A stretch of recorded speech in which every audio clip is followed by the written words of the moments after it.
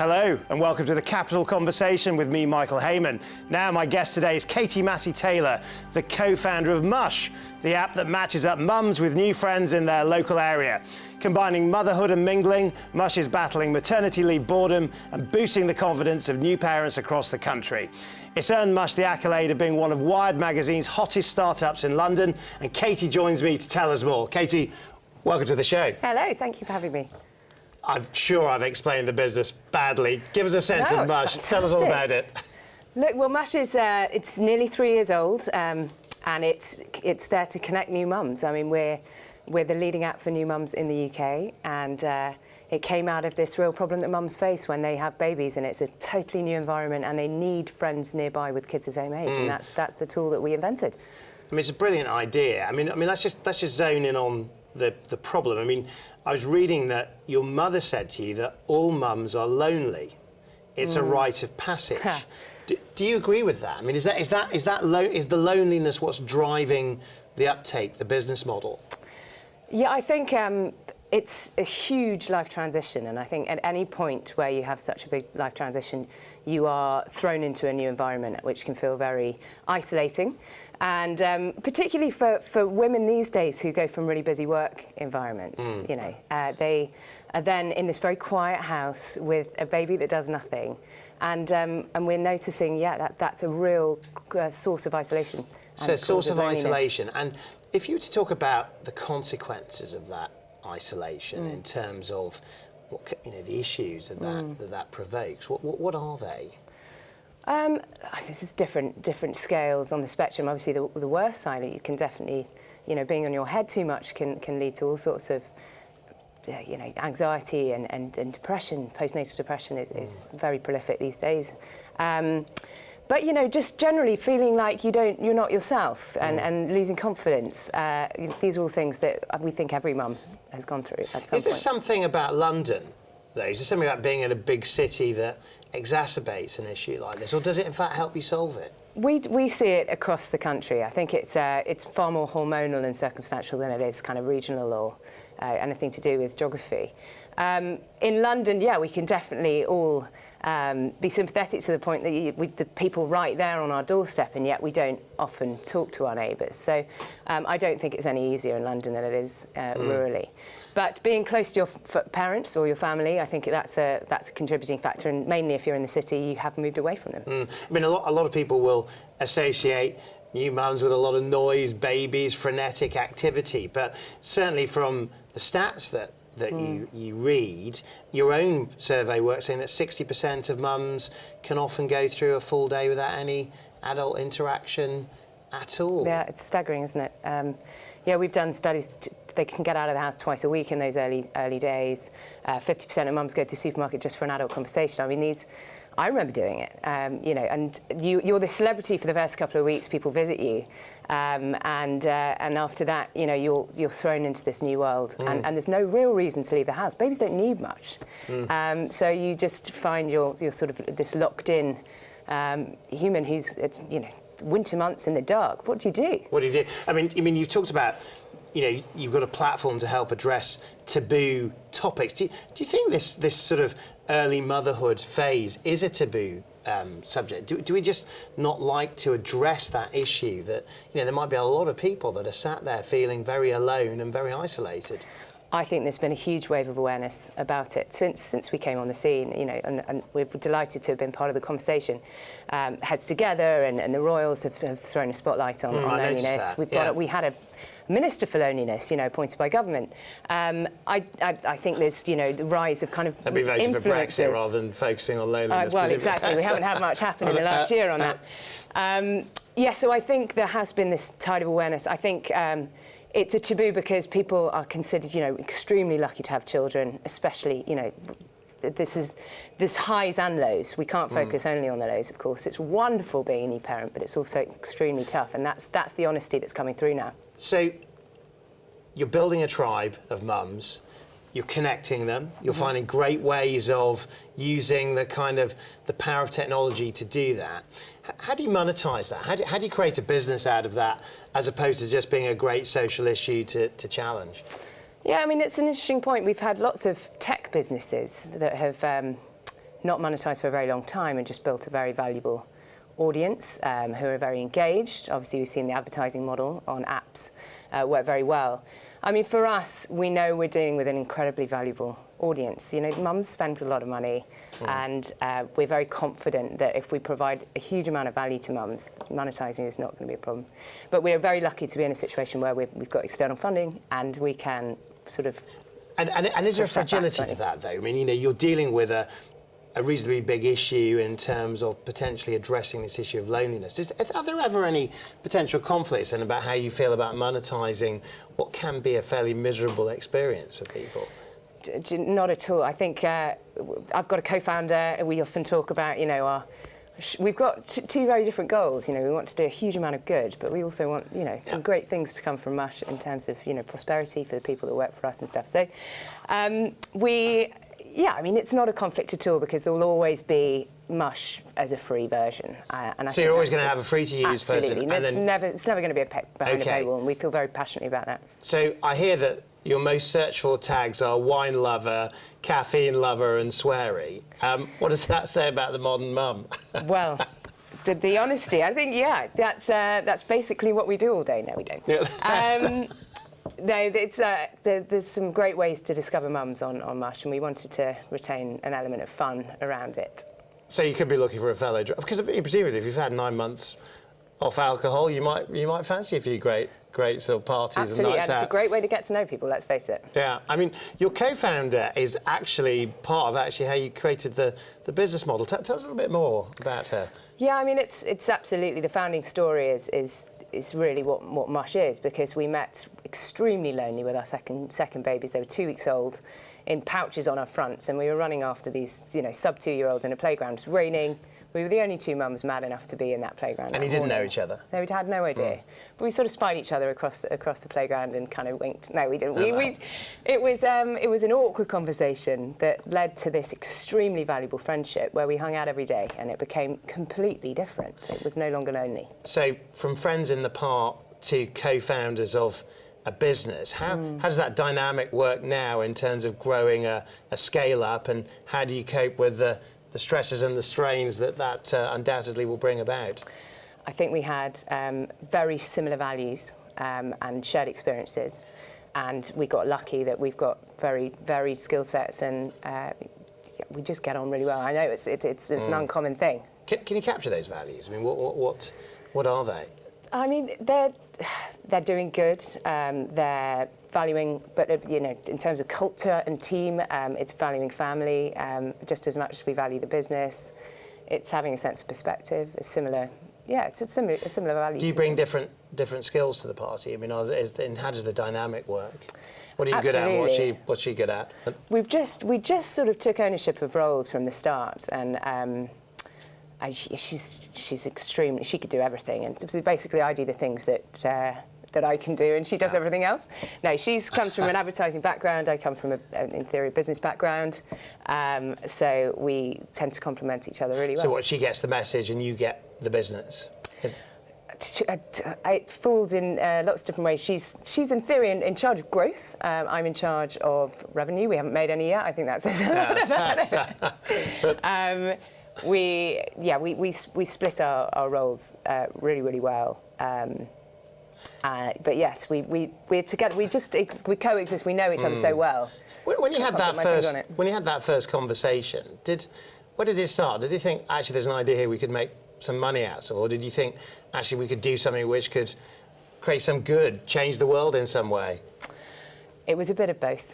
I think it's fair to say. It was over at tea time 3 months after we'd met, and we were talking about going back to work and how we would love to find something that we could do slightly more flexibly. But it was also this huge sense of opportunity, because I'd lived this problem. I hadn't been able to find any mates around the corner, and I was spending all day in the house by myself. It seemed crazy. I mean, now you're 3 years in, now that the business is sort of maturing, you've gone through investment rounds, which we'll talk about. I mean, when you look at the actual challenges of building that business, what have been the things you've learned along the way? Oh God, where do you start, Michael? What's the big one? We're almost at the break, so... The big one. I mean, how do you keep a good double act together? I think that's luck and chemistry. I mean, you're a co-founder yourself. You must know that you lucked out with, each other. How do you keep it? Just good communication, obviously, is key. It's like a good marriage, isn't it? I've heard. I'm kidding. And the challenges have been really just understanding technology right from the start. Okay, we'll come back to that. Now we're going to go to the break, and when we come back, we move from the startup story to how to get your big idea funded. Katie's got the answer. We'll see you soon.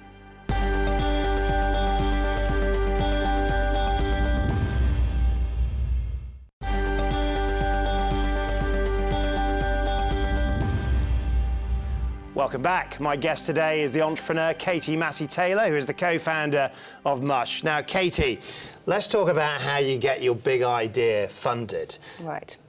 Here's your words. Get them to fall in love with your story, get them to fall in love with you, and the rest will follow. How do you do that? That's what I read in a... How do they buy into you? How do they basically... I mean, is it as simple as that?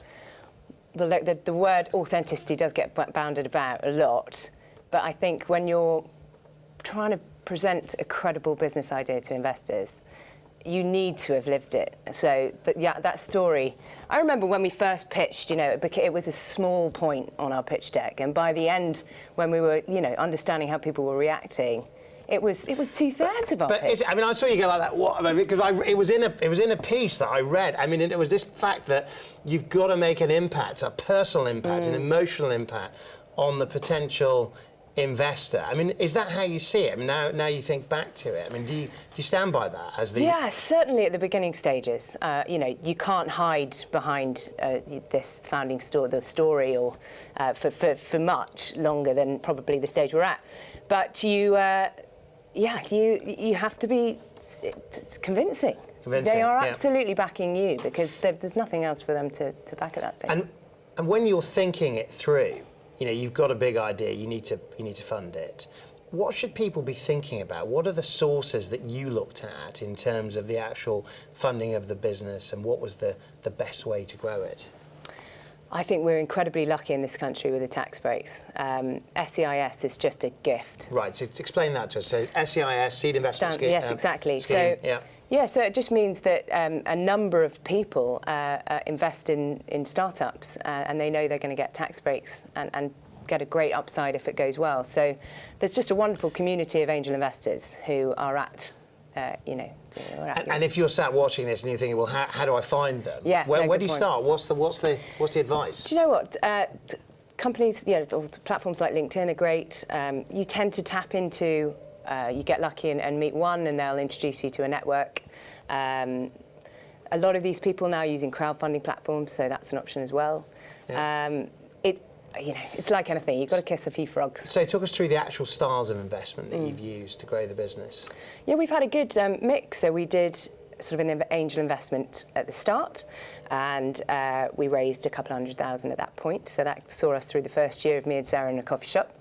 Yeah. And we were then able to raise through a crowdfunding platform, and sort of private investors and crowdfunding. So that was wonderful. We got 600 investors that came on board and are now, out in the public domain. Were they strangers, or were they totally strangers? And they've just bought into the business idea. Absolutely. I mean, they bought into this video of me and Sarah, telling the story, sat in a playground, pitching it exactly. Yeah. And then finally, we were able to show traction and enough for a leading VC to come on board recently. I mean, there's a lot of people that have taken a shine to your business. I mean, Wired Magazine, we mentioned earlier, had you down as one of their hottest startups. You've been adopted by Facebook's London Lab, which is a 12-week incubator system, presumably for the highest potential firms. What do you think they're seeing? What do you think kind of, when it comes from the financial side, when it comes from the business side, what do you think they're seeing in terms of Mush, the business? I think they're seeing an innovation in a space that's been slightly neglected, particularly in sort of tech, in the tech world. Parent tech was actually a term that was coined about the time that we launched. And We've got everything. It's a real thing. It's a real thing. Parent tech. So are you a parent tech business? I am indeed. We are indeed. It's because a group of people became parents, and they were sort of mobile led, and they were so native to that environment, and they found that there was the complete lack of services for them. When you go through something like Facebook's incubator, did you learn much about yourself and the future? Oh, it was great. I really, really rate that incubator. They were extremely helpful. There's some really talented people there. And we were able to set our own objectives, our own agenda, and they helped with And everything. what, you know, in terms of what you leave with, in terms of the business person that sort of exits rather than goes in, what do you think happened in terms of the outputs of that for you? Well, one of my personal objectives was to, you know, turn from this founder into a sort of, leader of the team that we'd accumulated over the previous year. And, you know, had a bit of coaching and spoke to various managers. So leadership? Yeah, leadership was was the personal outcome. In terms of business, we learnt about, you know, advertising and growth and community management and all of the great stuff that Facebook do so well. I mean, and it's notable, with a situation where only 8.5% of funding in the UK goes to female founders, you've shown that there is a way of doing it. And if you were to talk directly to other female founders watching the show, in terms of the lessons you've learned about pitching that business, about getting that money, about growing and being a leader, what are the lessons? I think there's no better time to be a female founder. I really, truly believe we've come at a really right time for women to be pitching businesses, and but the data doesn't. Apparently so, but it's getting better. You know, it's getting there. Right. And I think there's just a bit of a lag on that data. Actually, I mean, we're one of 7 other female-founded businesses from just RVC alone, and. We certainly feel like there's a huge network of female entrepreneurs. Do you think some of this is generational? Because, you know, there are a lot of entrepreneurs who might be sat here watching this, you know, who've gone through some years of this and will say, well, yeah, maybe there's a bit of change, but it's not enough. It's still, you know, pretty poor figures that are going into female-led businesses. Do you think that there's more optimism and positivity amongst the generation that's coming up now, or not? Well, look, I've never I've never seen it as a problem for us. Never felt that we've been judged in any different way, and I haven't heard that amongst my peer group. But a lot of women will say, look, we're being held back. I mean, is there a factor still at play here that, you know, what's the thing you should watch out for? What are the warning signals? When you're pitching to an investor? Yeah, and specifically as a woman in business. I think you need to be able to present, again, coming back to your story, in a way that appeals to whatever audience you're speaking to. So if you're pitching to a woman, you probably wouldn't have to go so hard on, you know, how lonely a mum is. She might understand that from first hand. But for a man, they might need to have a bit more colour there, or you need to talk to them. I think it's about you know, presenting to your audience in the right way that they understand. Now, you're clearly a very ambitious person and you're growing a great business, but do you still feel that here we are in 2019? I mean, does the UK still provide the backdrop? Does it still provide the setting for a business like yours to grow? Well, we'll be going through a funding round later this year, so I'll let you know. Yeah, I mean, on a day-to-day basis, everything's just as it was a couple of years ago for us. So all the sort of the turmoil of Brexit and change, does it make any difference? At the moment, no. But we're not actually sort of exporting anything. We're not dealing in international markets and hiring internationally or anything like that yet. So perhaps things will change at that point. Now, I was working it out in terms of looking ahead that you're 32 months old, so that means you're almost through the terrible twos. Where do you see the company next? Where does it go from here? We've got huge ambition for Mush. We think that there's a big opportunity to be the world's most trusted mum brand, and starting by being this world's most trusted mum app. So after the UK, we'll start on new markets, and think of all the things that mums need. We plan. So this could go global, presumably. This is the intention. There's nothing stopping it. We just need some money, please. Now, in your very busy life, you've written a book called Ition, which had many people saying it was a great read, a fun read. I mean, if you would sort of very quickly give us a sense of that book in terms of what mums might get watching this programme. Well, first of all, it was my very talented editor that wrote it. We guided her on it, but it's the Ition. It's the friendliest companion you can have to motherhood. I think there's a lot of medical books out there. This one's funny. It's designed to make you laugh, as well as being practical and kind of, you know, stage-led. No, it's a really good read. I highly recommend it. Well, just as we come to the end of the interview, I mean, Mush, where's that name come from? Just as a quick... It was so many levels, but yes, Mush was really what we were doing with our kids' food. I think at the stage that we were coming up with the idea. Mum's Social Hub it's also an acronym for also old friend in some English dialect, I believe. So yeah, it works on a lot of levels. That's a lot of levels. And you know, you've had a fascinating career from working in the city, trading. It's taken you right the way through to being a highly successfully funded entrepreneur. I mean, if you go back to the young Katie, looking at the future ahead, I mean, were there any clues? Were there any sort of things in your own mind that said, I could be that entrepreneur, I could come up with that big idea? I was always looking for something, for sure. I was always a little bit dissatisfied with what I was doing, and I think that says a lot. Probably quite badly. I never very well managed, I suppose, or didn't like being managed. So yeah, there were a lot of signs that pointed to it, but it did take me a while to find what I was an expert in, and it came in the most unexpected time and place. Becoming a mum, who'd have thought that was the trigger for a new thing. Brilliant. Katie, we're going to have to leave it there. Thank you very much for coming on to the show. And that's all we have time for. Thanks very much to my guest, Katie Massie-Taylor, whose story reminds us that great businesses take on the issues of our time. From an ambitious startup to a scale-up firmly finding its feet, Mush proves tech can be a force for good, and its founders prove that good ideas are all around you. And we'll be back for more inspiring stories from London's business scene in the next Capital Conversation. I'll see you then.